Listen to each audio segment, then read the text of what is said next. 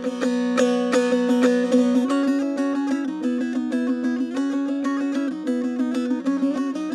kısa inne habar göreglübek deşteli.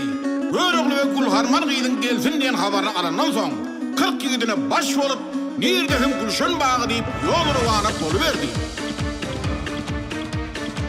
Çol başyna Gülşen bagynyň golayynda bir belet diýip üstüne çykdy da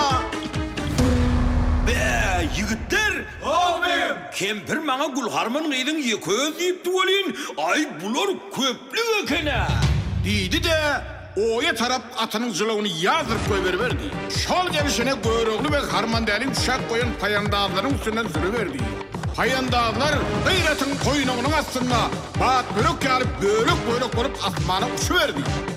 Munyň at goýup gelişini gören Harman gyzy Kenizler, bu yigitin gorp gelse, iki adamın salamını alsa, üçüncüyünün salamını götürüp bilmeyecek emindi. Hani geri verirsin vakalı? Göreglübek şol bat bilen gelişine atı saklap bilmän. Oğlun başından bir gaýlandy da Harmandaly gyzyň ýetdil gaşyna gordan atyň jylagyny çekdi. Hey, dur canavar, dur.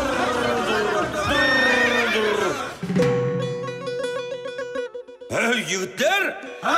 Bu Gulharman gyzyň pelwan edermen gyzygyny eşitdikde, beýle owadan näden indirýärdim. Hey! Her adam onu köpü gören zangar da, ol dessinin gözünü el aldı da, Gulharman gyza garap, 5 kelime söz diýdi, gyz hem jogap berdi, gör bak, ne maýda bar.